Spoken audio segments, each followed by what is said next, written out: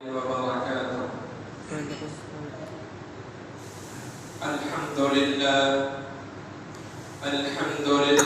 نحمده ونستعينه ونستغفره ونؤمن به ونتوكل عليه ونعوذ بالله من شرور أنفسنا ومن سيئات أعمالنا.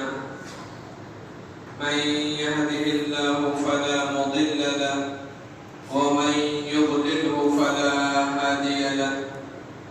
ونشهد أن لا إله إلا الله وحده لا شريك له. ونشهد أن سيدنا ونبينا ومولانا محمدا عبده ورسوله. أما بعد، قال الله تبارك وتعالى في كلامه المجيد: أعوذ بالله من الشيطان الرجيم. بسم الله الرحمن الرحيم. لقد من الله على المؤمنين إذ بعث فيهم رسولا. صدق الله العظيم.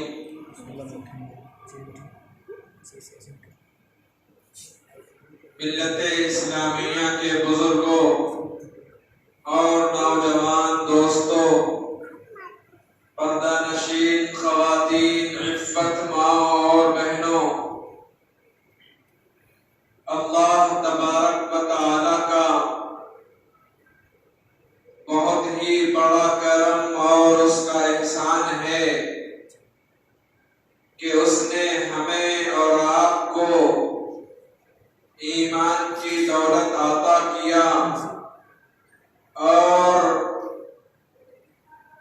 جناب محمد رسول اللہ صلی اللہ علیہ وسلم کی امت میں پیدا کیا. ہم سب کے آقا و مولا تاجدار مدینہ احمد مجتبی محمد عربی صلی اللہ علیہ وسلم اسی ربیع الاول کے مہینے 9 یا 12 ربیع الاول کو دنیا میں تشریف لائے.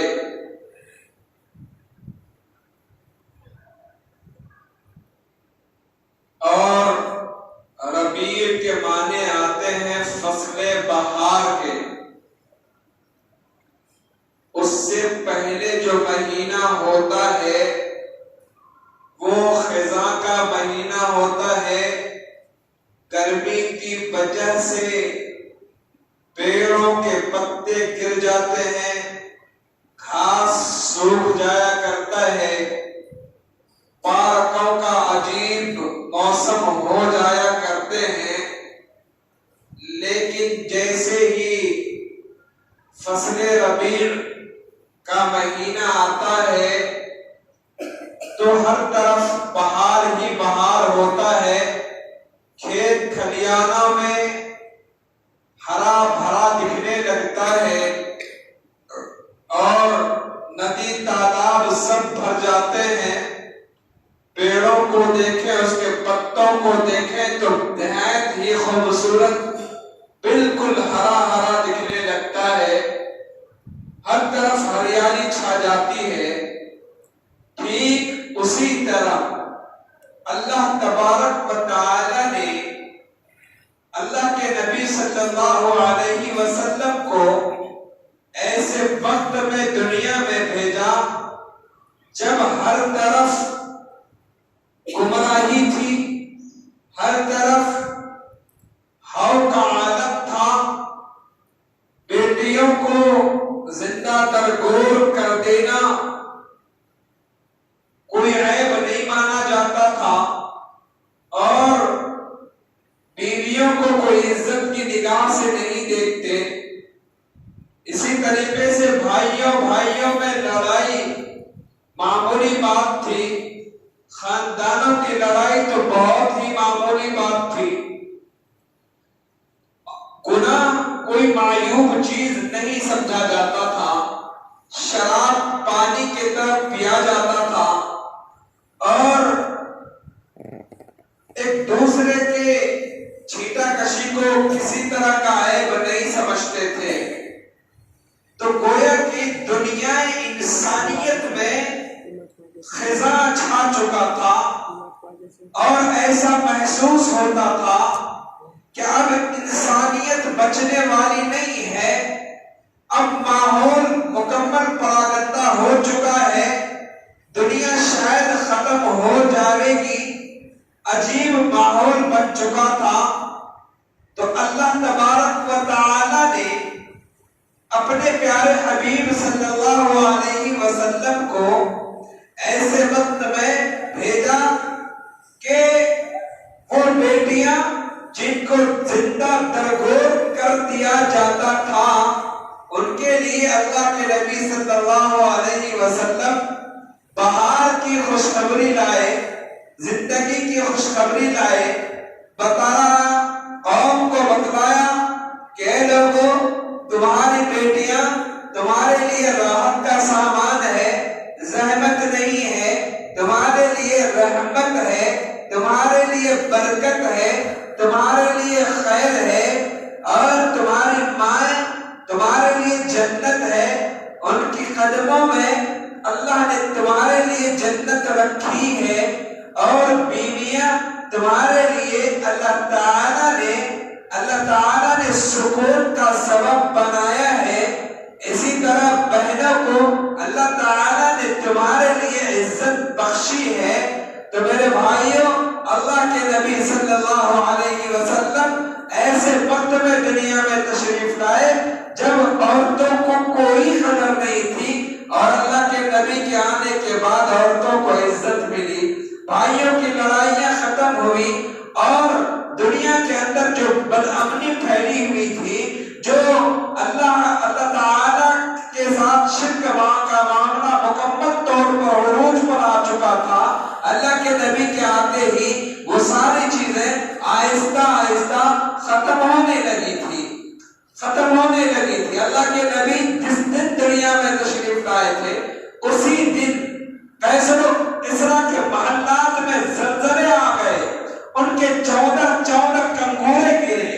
تو میرے بھائیوں، پیارے نبی جناب محمد رسول اللہ صلی اللہ علیہ وسلم دنیا میں ربیع الاول میں تشریف لائے، یعنی بہار ہی بہار آیا، اللہ کے نبی آئے، دنیا میں بہار آیا، اللہ کے نبی آئے، دنیا سے اندھیرا چھٹا، اللہ کے نبی دنیا میں تشریف لائے، لوگوں کے دلوں میں کو ایک کر دیا، اللہ کے نبی دنیا میں تشریف لائے، ماؤں کو عزت ملی، بیٹیوں کو مقام ملا، اور اللہ کے نبی تشریف لائے، بہنوں کو عزت ملی، بہنوں کو میراث میں حصہ ملا، اللہ کے نبی تشریف لائے، لوگوں کو بتلا دیا کہ تمہاری ماں کے قدموں میں جنت ہے، اور باپ جنت کا دروازہ ہے، باپ کو بھی مقام اللہ کے نبی نے دلایا۔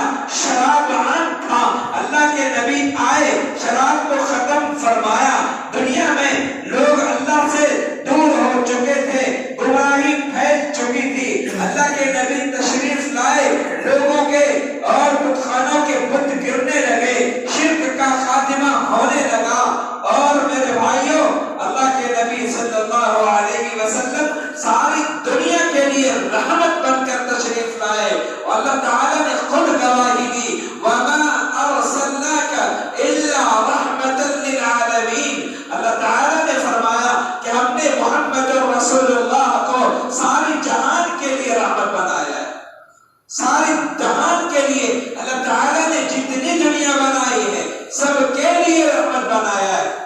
اللہ کے نبی صلی اللہ علیہ وسلم ابھی پیدا ہوئے، چھوٹے تھے، عرب کا ماحول تھا کہ بچوں کا پیارا آج ہمارا بھی ماحول ہے کہ جب کسی گھر میں کوئی بچہ پیدا ہوتا ہے یا کوئی بچی پیدا ہوتی ہے، اس کے نام کا انتخاب اس کے نانا کرتے ہیں، اس کے دادا کرتے ہیں، ان کے والد کرتے ہیں، ان کے ماں کے دل میں بھی امنگیں ہوتی ہیں کہ میں اپنے بچے کا نام رکھوں، میں اپنے بچے کا نام رکھوں، ایسا نام رکھوں کہ وہ نام ہی نہ ہو۔ میرے بھائیوں، اللہ تبارک و تعالیٰ نے 2 نام کا انتخاب فرما دیا، محمد بھی اور احمد بھی، محمد بھی اور احمد بھی، اور دونوں نام کا معنی اتنا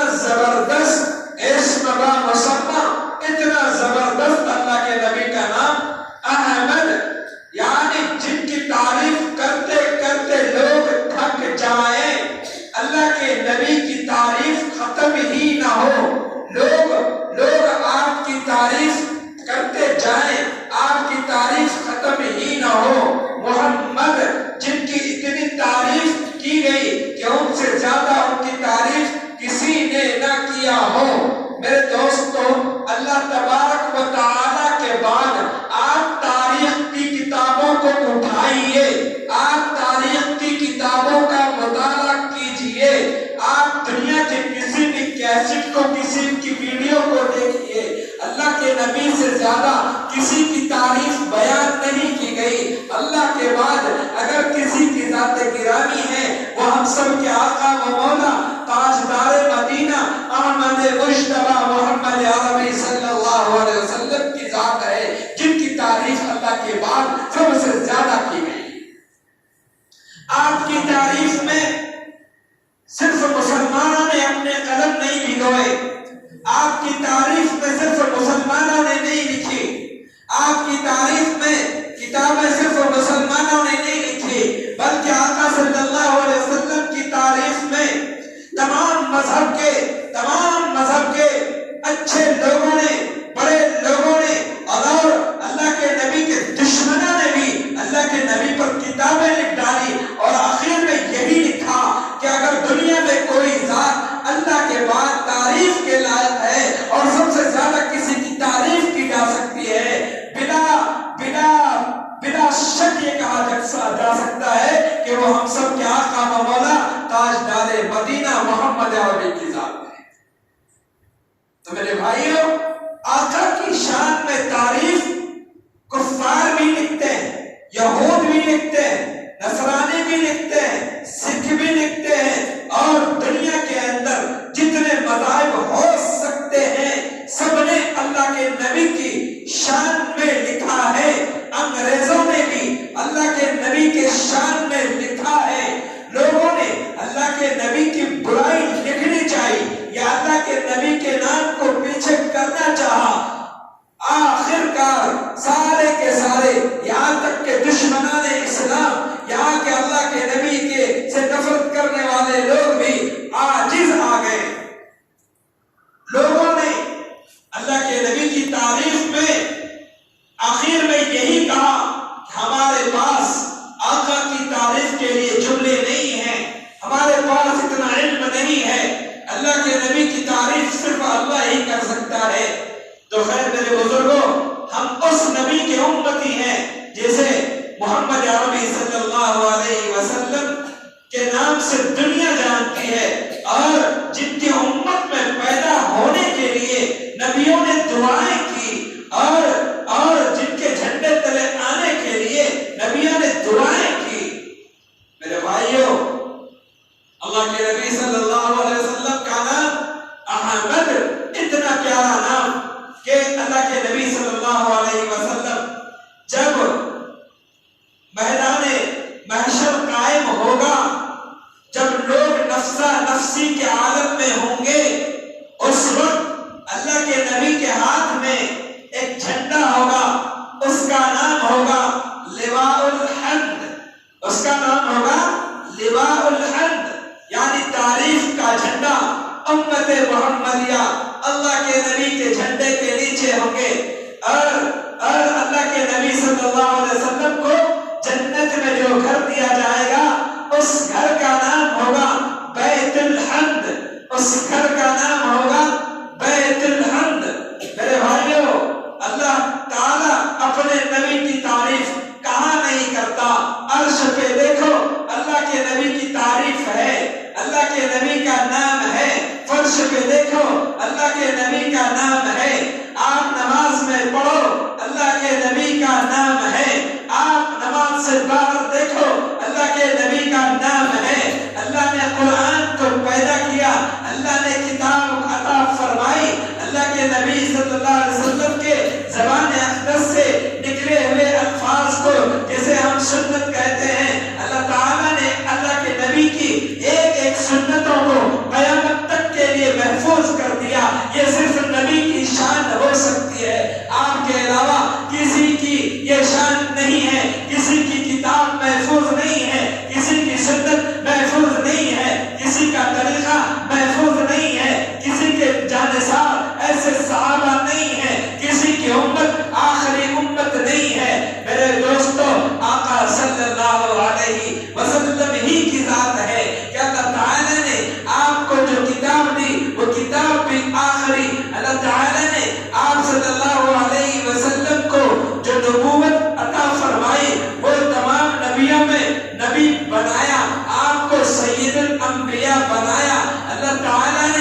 آپ صلی اللہ علیہ وسلم کو قیامت تک کے لیے نبی بنایا.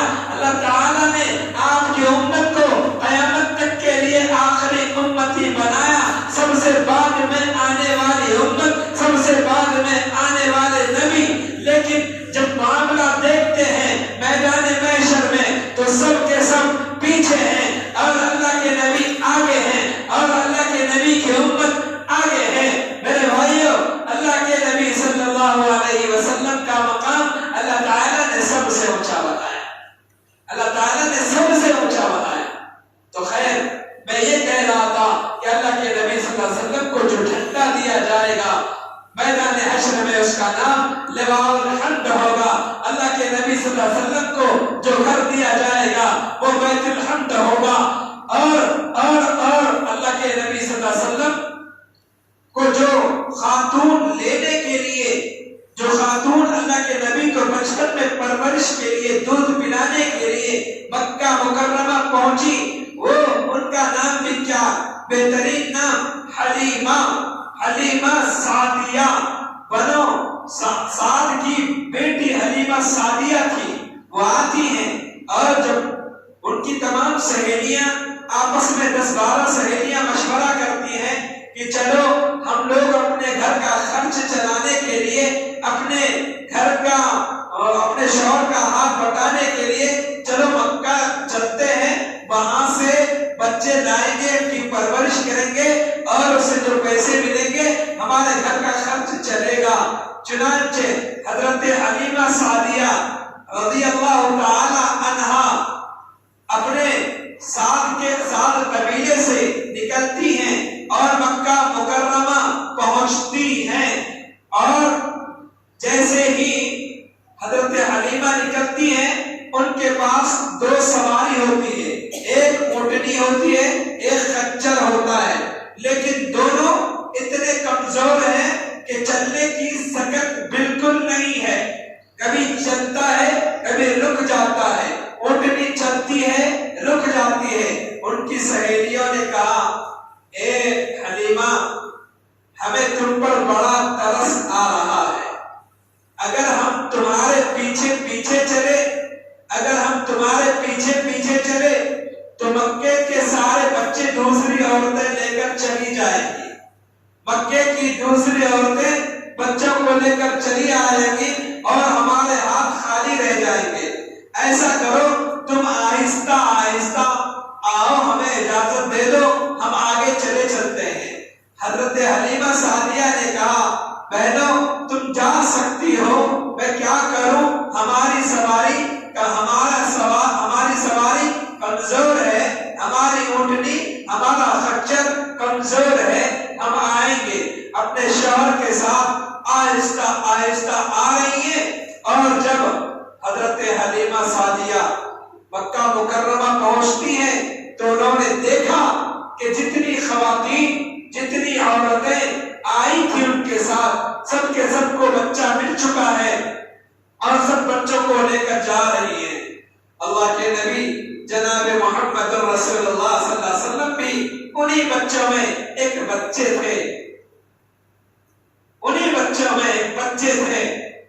حضرت آمنہ آپ صلی اللہ علیہ وسلم کی والدہ محترمہ عورتوں کو دیکھتی تھی اور انتظار کرتی تھی کہ کوئی تو آئے میرے بچے کو لے کر جائے، کوئی تو آئے میرے بچے کو لے کر جائے.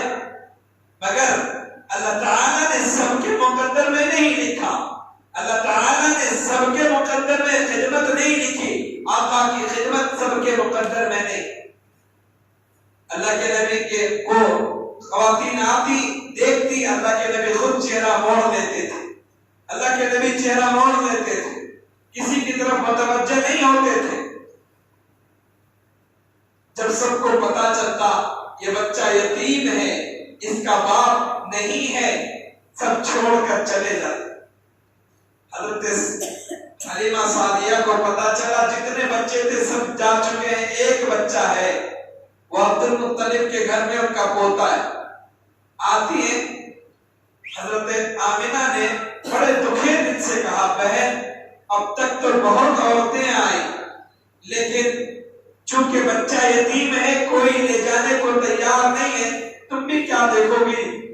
یتیم بچہ ہے، کچھ ملے گا نہیں، زیادہ نہیں دے سکتی، آپ کو اجرت میں زیادہ نہیں دے سکتی، معاوضہ زیادہ نہیں دے سکتی۔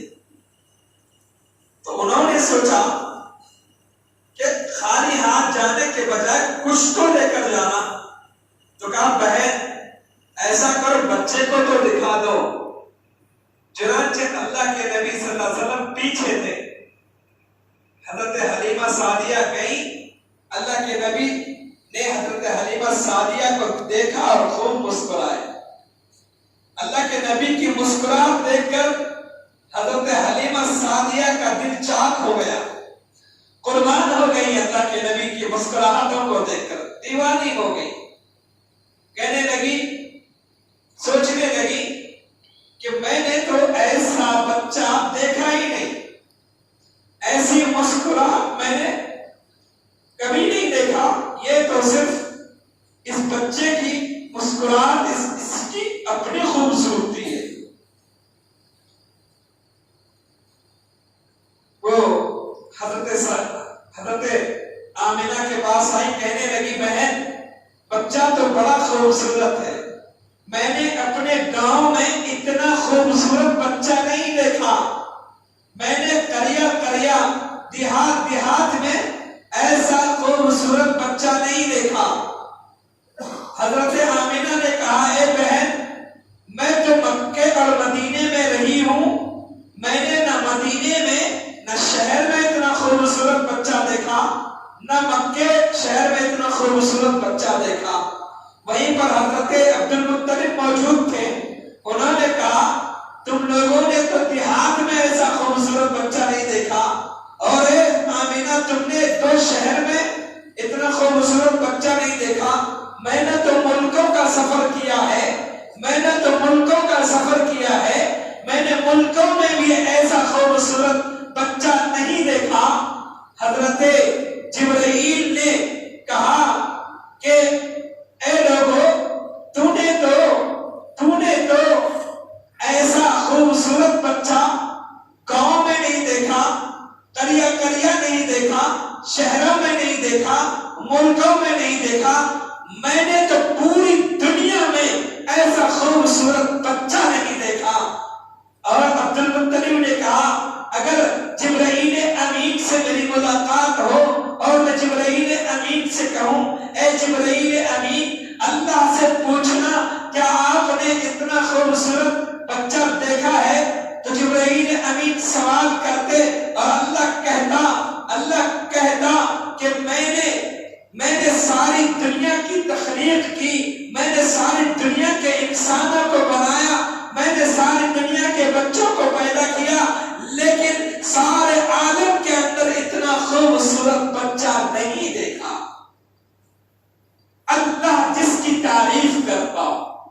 چنانچہ حضرت حلیمہ سعدیہ نے اللہ کے نبی صلی اللہ علیہ وسلم کو لیا اور حضرت آمنہ نے اپنے بچے کو ودا کیا اور اپنے بچے کو دعائیں دی۔ میرے بھائیوں میری بہنوں، خاص طور سے بہنیں اس بات کو کان کھول کر سنیں، جب بھی آپ کا بچہ کہیں باہر جاتا ہے، ڈیوٹی پر جاتا ہے، اسکول جاتا ہے یا کہیں کسی کام کے لیے باہر نکلتا ہے، ماں کو چاہیے کہ وہ اپنے بچوں کو دعائیں دے۔ نہ جانے آپ کا بچہ آپ کی دعاؤں کی وجہ سے کیا بن جائے گا، آپ کو پتہ نہیں ہے۔ حضرت آمینہ جب اپنے بچے کو دعا دے رہی تھی، انہیں پتہ نہیں تھا کہ میں نبیوں کے سردار کو دعا دے رہی ہوں، میرا بچہ نبیوں کا سردار بنے گا، انہیں پتہ نہیں تھا۔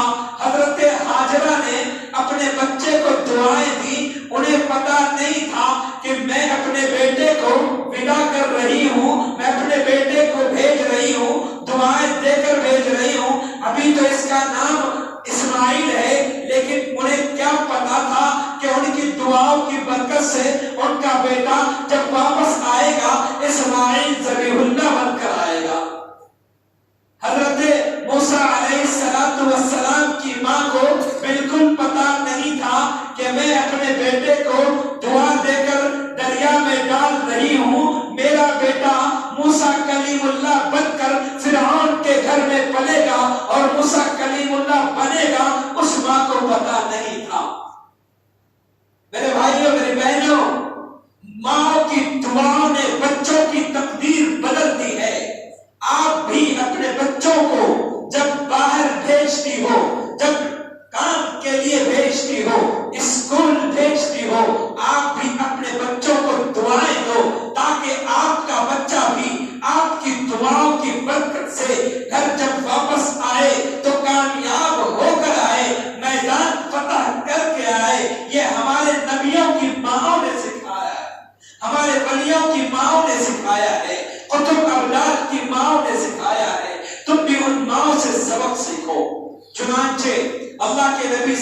اللہ علیہ وسلم کو میں یہ کہہ رہا تھا، اللہ کے نبی کو لے کر حضرت حلیمہ سعدیہ وہ ہڈی نکلا ہوا وہ جانور جن کے ہڈی دکھائی دے رہے تھے، ان کے قریب آئی، سوار ہو گئی، حضرت حلیمہ سعدیہ کو پیچھے بٹھایا، بیچ میں اللہ کے نبی کو بٹھایا، اور خود حضرت حلیمہ سعدیہ کے شوہر آگے بیٹھ گئے۔